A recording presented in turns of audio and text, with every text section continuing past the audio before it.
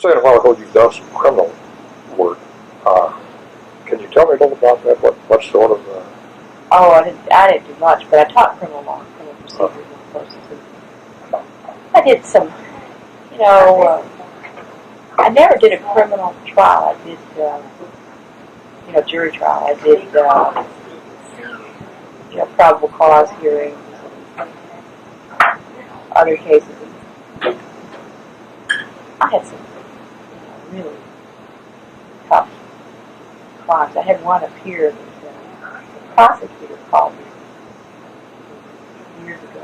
Said that he had a guy who was accused of rape, and the guy wanted a woman lawyer. And I do it as a favor to him. That's really awesome. Terrible case. Remember that case where I represented that guy? It was a fascinating case. It was really an interesting case. This guy was accused of raping a 12-year-old who was the daughter of the family he was living in Springfield. They lived on the other side of the tracks in Springfield.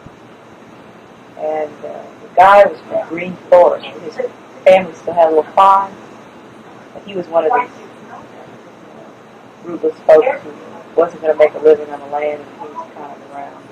Ended up in Springfield looking another place over there. Of course, he claimed that he did all this stuff. He took a lie detector test. I had to take a polygraph, which he passed, which forever destroyed my faith in polygraphs. But what was sad about it was that the prosecutors had evidence, among which was his underwear. His what? His underwear, which was bloody. Sent it down to the crime lab for those efforts to reform the crime lab. Crime lab took a pair of underpants, neatly cut out the part that they were going to test, tested it, came back with the result of what kind of blood it was, what was mixed in with it. Then sent the pants back with the hole in it for evidence. So I got an order to see the evidence, and the prosecutor didn't want me to see the evidence. I had to go to Moffitt Cummings and convince Moffitt that, yes, indeed, I had a right to see the evidence before it was presented. So they presented these underpants with a hole in it. I said, what kind of evidence is that? You've got a pair of underpants with a hole in it. Of course, the crime lab had thrown away the piece that they cut out. It was really awful. I plea bargained it down because they didn't have any. It turned out they didn't have any others. But I happened to be going to New York, and I took the underpants with me. I got special court orders, and I went to Brooklyn, where this man, whose name I now cannot remember, who had shared in the Nobel Prize for his work on the RH factor, and was one of the real premier investigators in the field of blood.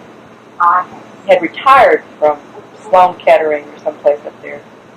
He still lived in the same house where his father had been born, and now he had a huge fence around it. He was sort of in this bombed-out section of Brooklyn.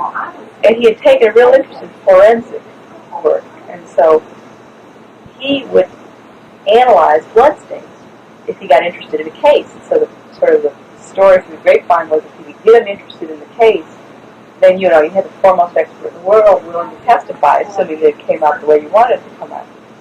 So I wrote him and got an appointment to see him, and took a taxi over this section of Brooklyn I'd never heard of, never seen before.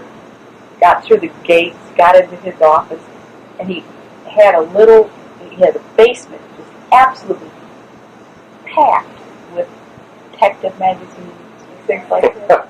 And he sat at his little desk, and I pulled out my underpants, gave them to him, and started analyzing, looking at the fibers, with magnifying glass and all that stuff. And you can't prove anything. You can't even, so I could see a slight trace, but it wouldn't be enough to test and all that. So I went back and told Malin Gibson that I probably can't remember his name, but I cut out who's who, and I'd done all this stuff, and I handed it to Malin Gibson. I said, well, this guy's ready to come from New York to prevent this miscarriage of justice. So we were going to plea bargain. So I went before Moffitt Cummings to present the plea. And Moffitt said, what is this? And Gibson said it was, first degree rape. And, but dropping the charge, he was dropping it to, I can't remember, something like Conley or something.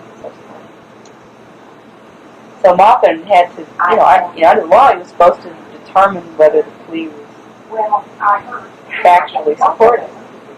Maupin asked me to leave the room while he examined my client so that he could find out his factual support. I said, Judge, I can't leave the room. I'm his lawyer. So I know, but I want to talk about this in front of you. Oh, God. Really? Yeah. So that was Maupin. Had a lot of fun with Maupin.